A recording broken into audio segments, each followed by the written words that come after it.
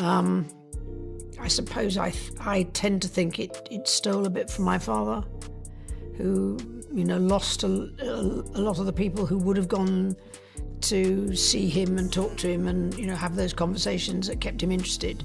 And he lost all of that. Shockwaves are tearing through Buckingham Palace like never before. The air inside those gilded walls is trembling with whispers, disbelief, and raw emotion. And why? Because in a moment nobody, absolutely nobody, saw coming, Princess Anne took center stage and read out her brother, the king's final wish. Yes, you heard that right, the king's final wish. And it left the entire royal family frozen in stunned silence. Imagine it, whispers of power shifting overnight, secrets that had been buried for decades creeping to the surface, and a royal future no one in their wildest dreams could have pictured. It was as if centuries of tradition were crumbling right there in front of them. I would like to acknowledge that we are gathered on the unceded territory of the Algonquin and Anishinaabe people.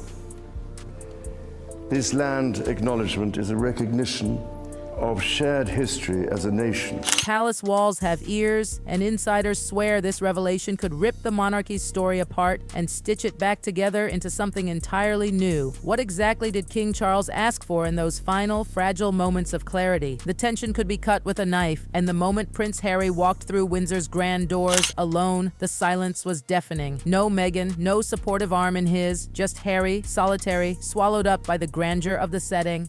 And her absence? Oh, it spoke louder than 1,000 words. The staff noticed, the family noticed, everyone noticed. It was a statement, loud, powerful, and deliberate. This wasn't a reunion. This wasn't a family coming together in grief. This was war dressed up in polished suits and royal jewelry. And if you looked closely, even the guards seemed tense. Security was tighter than usual, as though everyone knew something seismic was about to break. And here's where the shock deepened. King Charles himself was in the room, but he did not speak. Not one word. The man whose crown weighs heavier than any burden on earth passed his voice, his final decree, to his sister, Princess Anne. That choice alone was enough to make jaws drop. Breaking tradition in this family isn't just frowned upon, it's history-shattering. Charles sat there, visibly weakened. The toll of his health battles was undeniable, written all over his face. The once commanding figure now looked fragile, mortal. And all eyes turned to Anne, the no-nonsense royal, the one who has never sugar-coated a truth in her life.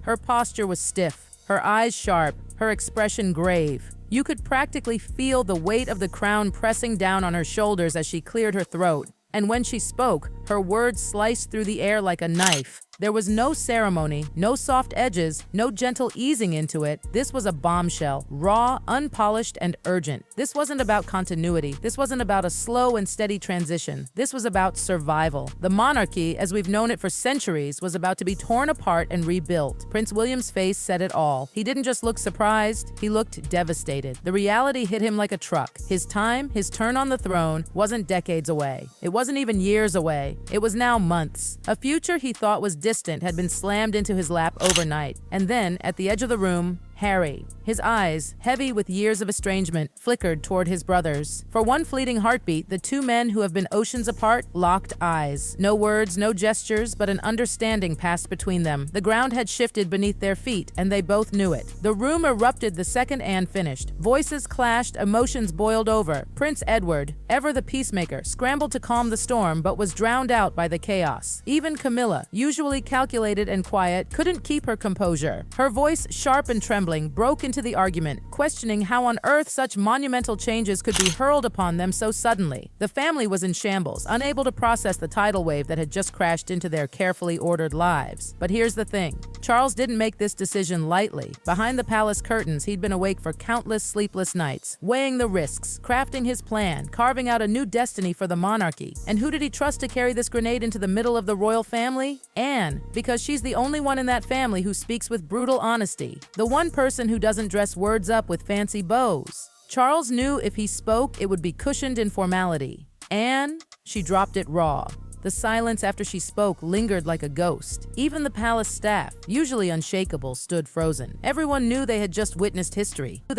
Charles's plan wasn't just about passing a crown, it was about rewriting the monarchy from scratch. He had been watching the polls. He knew the whispers. Support was slipping, badly. The younger generation of Britons wasn't buying the fairy tale anymore. Commonwealth nations were murmuring about breaking away. If something drastic didn't change, the monarchy could collapse on his son's watch. So what did Charles do? He detonated tradition. His reforms were ruthless, slimming down the royal family, slashing the number of working royals, flinging open palace doors to the public, and shining an unflinching spotlight on royal finances. Things that would have been blasphemy under the old guard. But Charles didn't care about keeping ghosts alive. He cared about survival. The monarchy wasn't just about crowns and jewels anymore. It was about image. It was about whether, after everything, people still believed this institution deserved to exist. And here's the kicker. Charles wasn't just thinking about today. He was thinking about history. He knew the disasters of the past. The abdication scandal of Edward VIII in 1936, when love nearly toppled the throne. He remembered his mother, thrust into the crown at just 25, her entire life sacrificed on the altar of duty. He knew the monarchy has always been one heartbeat away from collapse. And with his own body failing him, his private cancer diagnosis haunting his every waking moment, Charles wasn't about to leave William a sinking ship. Not a chance.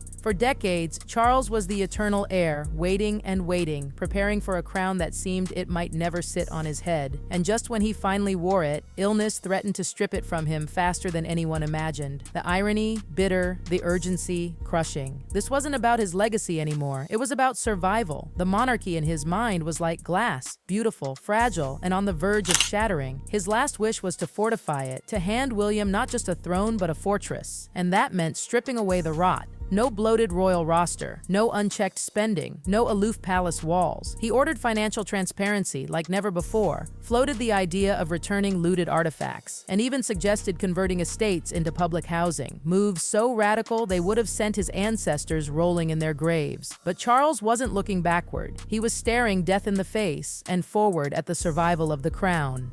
Meanwhile, William and Kate were already stepping into roles bigger than they'd ever held before. Insiders whispered that William was receiving those famous red government boxes, the symbol of power, alongside his father. The transition wasn't just planned, it had already begun. Charles wasn't grooming an heir anymore. He was building a partner. William wasn't waiting anymore. He was stepping into the storm. And behind William, steady, calm, unshakable, stood Kate. Kate Middleton, Princess of Wales, the woman who stepped into a royal family known for breaking spirits, and somehow she didn't just survive, she thrived. While William carried the unbearable weight of his father's shocking decision, Kate emerged as the silent, steady force holding the monarchy together. Without any official titles beyond what she already had, without announcements or proclamations, she became the anchor the institution desperately needed. Unlike Diana, who struggled under the unbearable pressure, or Meghan, who outright rejected it, Kate managed the impossible. She embraced the crown's icy grip and turned it into her own weapon. And make no mistake, her quiet smile hides steel. She wasn't just taking on royal duties, she was taking over the future.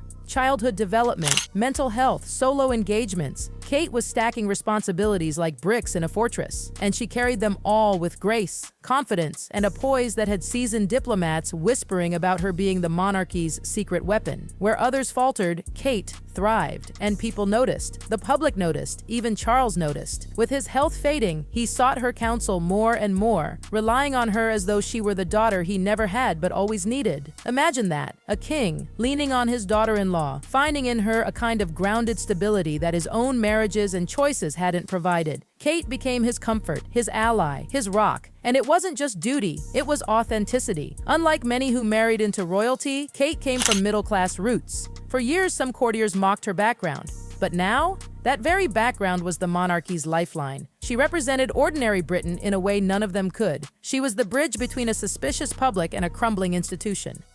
Even Queen Elizabeth herself saw it. She had recognized Kate's calm strength early on, and while whispers suggested Camilla once felt threatened by her, Kate never fought dirty. She didn't need to. Her weapon was patience, silence, and an ability to let time prove her worth. Take Meghan's infamous claim that Kate made her cry before her wedding. Did Kate retaliate? No interviews, no statements, nothing, just dignified silence. And the public? They saw it. They respected it. And her approval ratings soared, even surpassing William's at times. That's the Kate effect. Steady, reliable, unshakable. Behind palace walls, her influence was even deeper. She wasn't just a royal figurehead. She was a modern mother determined to change centuries of cold, distant royal parenting. Gone were the stiff, formal rules. Kate and William introduced open dialogue, sofa chats, and no shouting policies at home. They were raising their children, future heirs included, not as porcelain dolls of tradition, but as real, emotionally healthy kids. And here's the thing, even the Queen's famously picky corgis adored her. If that doesn't scream influence, what does? The monarchy, often criticized for its emotional frost, had found warmth in Kate. But let's be real, this isn't the 1800s anymore. Every move, every blink, every word is dissected online by millions. And in this digital jungle,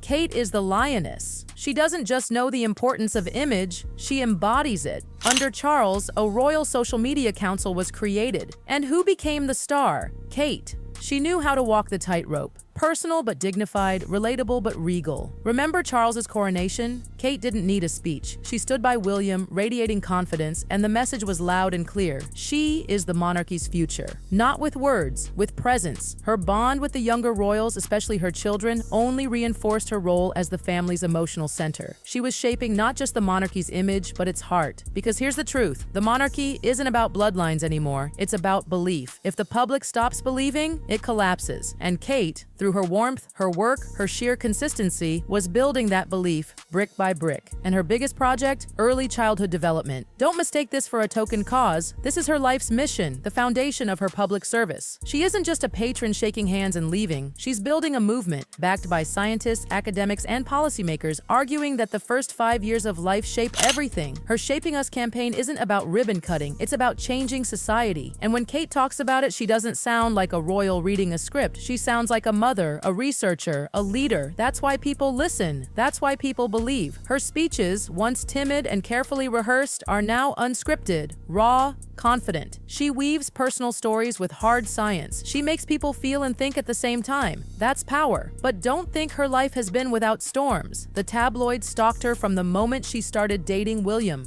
Paparazzi hounded her. Headlines dissected her every move. And just when she thought she had built armor strong enough, she faced her greatest trial yet, her abdominal surgery and cancer diagnosis. The palace tried to protect her with privacy, but in today's digital age, silence breeds chaos. Rumors exploded, conspiracy theories multiplied, social media boiled over.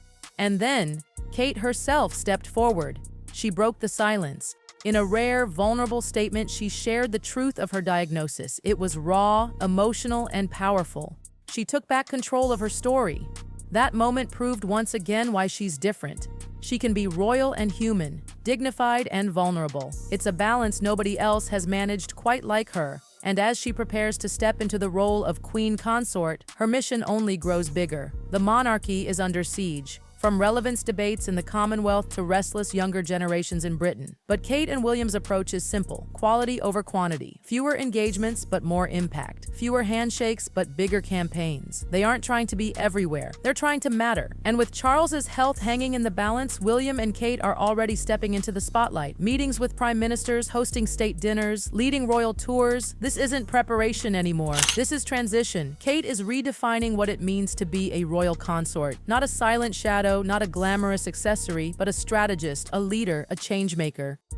Her focus on early childhood development isn't just about children, it's about society, about the next generation that will define the world long after her reign. She's investing in the future in ways few royals ever have, and she's doing it while balancing the chaos of family life. Trips to the supermarket, muddy adventures outdoors with her kids, quiet family dinners. She weaves normality into a life that's anything but normal. The media captures it, the public relates to it, and the monarchy benefits from it. Her parenting style with George, Charlotte, and Louis is especially crucial. She knows George isn't just her son, he's the future King of England. But to her, he's still a little boy who needs love before he needs lessons in power. Experts say this emotional foundation will be the key to him carrying the crown without being crushed by it. At Charles's coronation, George served as a page of honor. It wasn't just ceremonial, it was a carefully chosen step, a way to introduce him to his destiny without drowning him in it. That's Kate's influence all over. Calculated, compassionate, modern. The move to Adelaide Cottage, the balance of private life and public duty, the careful pace of their children's exposure, it's all strategy. Quiet, steady Kate strategy. And through it all, her popularity remains sky high. Even her health battle has deepened public affection. People see her as not just a royal, but as human. And that humanity is the monarchy's best hope for survival. Her impact goes beyond family. She's already bringing together academics, charities, and governments, creating movements bigger than herself. When she speaks, people act. That's influence. That's leadership. And as Queen Consort, her platform will only grow. She will have the chance to reshape public discourse, to push forward causes that matter, to mold a monarchy that isn't frozen in time but alive, breathing, adapting. Kate's legacy won't be one moment. It will be thousands of moments stitched together, forming a portrait of a woman who modernized the crown without shattering its dignity. Her journey, from a commoner in Middle England to Princess of Wales to Queen Consort, isn't just a fairy tale. It's a blueprint, a story of preparation, patience, and unshakable commitment. And when history looks back, her fingerprints will be everywhere. In the way the monarchy connects with its people, in the way her children reign, in the very survival of the crown itself. Because make no mistake, the monarchy's future doesn't just rest on William's shoulders, it rests on Kate's heart.